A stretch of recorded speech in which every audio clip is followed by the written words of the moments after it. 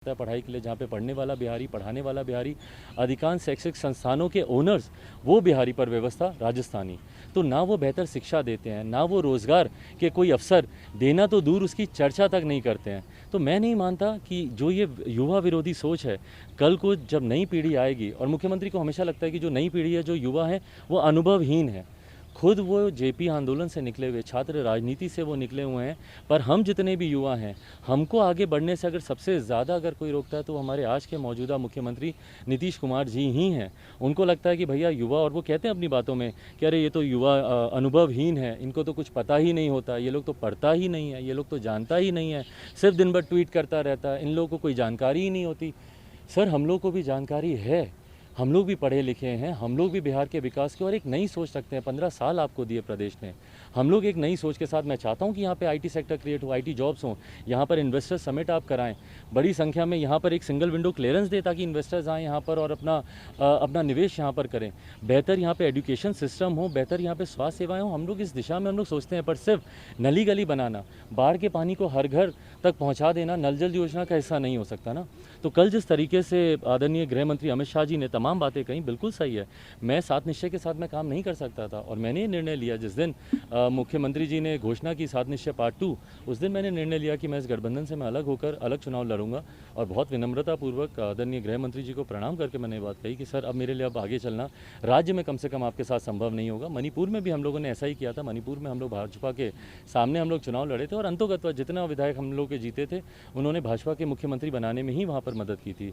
और यही प्रयास हम लोग का पुनः रहेगा। दावे के साथ मैं कहता हूँ कि 10 नवंबर के बाद जो सरकार बनेगी वो सही मायनों में डबल इंजन की सरकार होगी। केंद्र में भाजपा के नेतृत्व में सरकार, बिहार में भाजपा के नेतृत्व में भाजपा लोजपा सरकार। पिछली बार आपने हमसे बात किया था कि आप मोदी जी के हनुमान हैं। अमित शाह ने उस पर रिप्लाई किया है, उन्होंने बोला है कि चिराग पासवान को कोई भ्रम नहीं पालना चाहिए, इल्यूशन हार्बर नहीं करना चाहिए।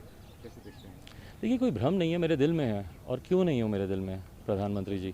जिस तरीके से जब कोई नहीं खड़ा था, अकेले प्रधानमंत्री मेरे साथ खड़े थे। मुझे याद है हॉस्पिटल के वो खाली कॉरिडोर्स आईसीयू के बाहर, जब मैं अकेला वहाँ पर होता था पापा के रूम के बाहर, दिन में कोई दिन ऐसा नहीं है जब 2-2 बार प्रधानमंत्री जी का मुझे फ़ोन नहीं आता था, जिन्होंने मेरी इस कठिन दौर से आगे निकलने में मेरी इतनी मदद की। दिन रात वो मेरे साथ खड़े रहे, जिन्होंने अंतिम यात्रा में मेरे पिताजी को इतना सम्मान दिया। जयप्रकाश जी के बाद जिस तरीके का मिलिट्री ऑनर उनकी अंतिम यात्रा में पापा को दिया, तो क्या मैं सारी बातें भूल जाऊं?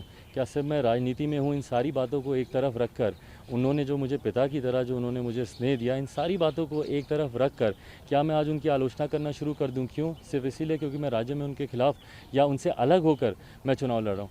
मेरे लिए संभव नहीं। और ये मेरी व्यक्तिगत आस्था का सवाल है। जैसे आप किसी को अपनी आस्था पर विश्वास रखने से नहीं रोक सकते, कौन किस धर्म का है, किस जाति का है, किस भगवान पे, किस पर वो विश्वास करना चाहता है, जैसे आप उनको नहीं रोक सकते, उसी तरीके से आप मेरी सोच पर कम से कम कोई ताले नहीं लगा सकता।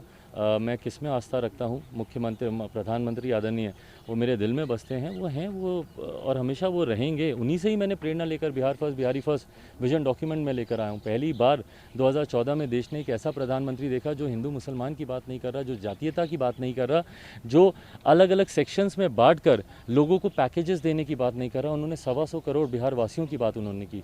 उन्हीं से प्रेरणा लेकर आज जब मैं 12 करोड़ बिहार वासियों की जब मैं बात करता हूँ, तो उन्हीं से ही मैं प्रेरणा लेता हूँ। और मेरा विश्वास है कि प्रधानमंत्री जी का आशीर्वाद मेरे साथ ज़रूर रहेगा। उनकी तस्वीर का, मैं मुख्यमंत्री जी को थोड़ी सी संतुष्टि दे दूं, उनकी मैं तस्वीर का इस्तेमाल नहीं कर रहा, उनकी किसी बातों का इस्तेमाल नहीं कर रहा। मेरे पास अपनी नीति है, Bihar first, Bihari first vision के साथ मैं ज़रूर जाऊंगा। बट हाँ, मेरे दिल में अगर प्रधानमंत्री हैं, तो इस बात को मुख्यमंत्री भी लाख कोशिश कर लें। मुझे लगता है उन्होंने पूरा प्रचार का समय ही सिर्फ इसी चिंता में अभी तक बिता दिया। आधे चुनाव के हम लोग करीब आ गए हैं, जब से आचार संहिता की घोषणा हुई है, उन्होंने पूरा समय सिर्फ इसी चिंता में बिता दिया कि कैसे लोजपा और भाजपा की दूरी दिखाई जाए। निरंतर वन आफ्टर दी अदर बड़े बड़े नेताओं को मुख्यमंत्री फील करवा रहे हैं कि आप चिराग के खिलाफ बोलिए, आप चिराग के खिलाफ बोलिए। मैं आपके माध्यम से मैं भारतीय जनता पार्टी के तमाम नेताओं को इस धर्म संकट से मैं मुक्त करता हूं कि मेरी चिंता बिल्कुल नहीं करें, माननीय मुख्यमंत्री जी को संतुष्ट करें, और वो जितना चाहते हैं मेरे खिलाफ आप लोग बोलें। तमाम नेताओं से मैं आग्रह करूंगा खुलकर मेरे खिलाफ बोलें। अगर प्रधानमंत्री जी भी बिहार में जब रैली करते हैं, वो भी अगर मुख्यमंत्री जी को संतुष्ट करने के लिए मेरे खिलाफ अगर कुछ शब्दों का इस्तेमाल करना चाहें, ज़रूर करें। बस भाजपा के नेताओं से एक आग्रह ज़रूर करूँगा, अभी कुछ ही दिन हुए हैं मेरे पिताजी के निधन को, बस शब्दों का थोड़ा ध्यान ज़रूर रखें मेरे ऊपर आलोचना करते हुए, नीतिगत मेरी आलोचना करें, पर अगर उन्हीं की बनाई हुई पार्टी को, पापा हमेशा कहते थे कि पार्टी माँ के समान होती है, बट अगर उन्हीं की बनाई हुई पार्टी को अगर आप वोट कटवा जैसे शब्द का अगर आप इस्तेमाल करेंगे तो दुख मुझे ज़रूर होगा। शब्दों का चयन बेहतर करें, जितनी आलोचना करनी है मेरी खुलकर करें।